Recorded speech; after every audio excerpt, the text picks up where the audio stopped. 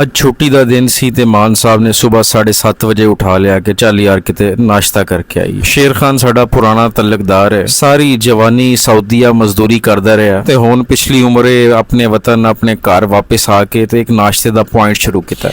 Chicken ਦੀ candy, chicken ਦਾ ਕੋਫਤਾ ਤੇ ਆਂਡਾ ਪਾ ਕੇ ਇਹ ਚਨੇ ਖਾਣ ਦਾ ਜਿਹੜਾ ਮਜ਼ਾ ਹੈ मैं लफ्ज़ां च बयान नहीं कर सकता। लाहौरी चने खान दे जिहड़े शौकीन लोग ने वो एक दफ़ा इत्थे ज़रूर चक्कर लाओ। तुहानूं पता है मैनू फूड वीलॉगिंग दा ना कोई शौक है ना ही मेरा मिजाज ऐसा है, पर मैं अगर कोई चंगी चीज़ खा लवां तो मेरा दिल करदा है कि मैं अपने सुनने वालियां नूं वेखण वालियां नूं ज़रूर रिकमेंड। शेर खान साडे महल्ले अंसार कलोनी बैठा होया 11 नंबर चुंगी तो जो तुसीं फाटक वाले पासे जाना है ਤੇ ਮੇਨ ਰੋਡ ਤੇ ਤੁਹਾਨੂੰ ਖੱਬੇ ਹੱਥ ਨਜ਼ਰ ਆ ਜਾਏਗਾ। ਇੱਥੇ ਆ ਕੇ ਜੇ ਤੁਸੀਂ ਮੇਰੀ ਵੀਡੀਓ ਦਾ ਜਾਂ ਮੇਰਾ ਹਵਾਲਾ ਦੋਗੇ ਤੇ ਇਹ ਤੁਹਾਡੇ ਨਾਲ ਖਸੂਸੀ ਪਿਆਰ ਕਰੇਗਾ।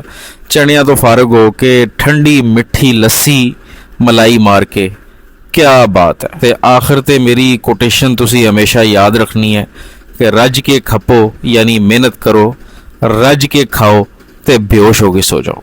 ਭਾਈ ਸਾਹਿਬ ਸਾਡਾ ਐਲਾਨ ਹੈਗਾ ਵਾ ਕਿ ਜਿਹੜਾ ਬੰਦਾ ਖਾ ਕੇ ਤੇ ਮਜ਼ਾ ਨਹੀਂ ਆਇਆ ਉਹਦਾ ਬਿੱਲ ਫ੍ਰੀ ਹੈਗਾ। ਉਹ ਕਵੇ ਮਜ਼ਾ ਆਇਆ ਤੇ ਫਿਰ ਪੈਸੇ ਲਵਾਂਗੇ।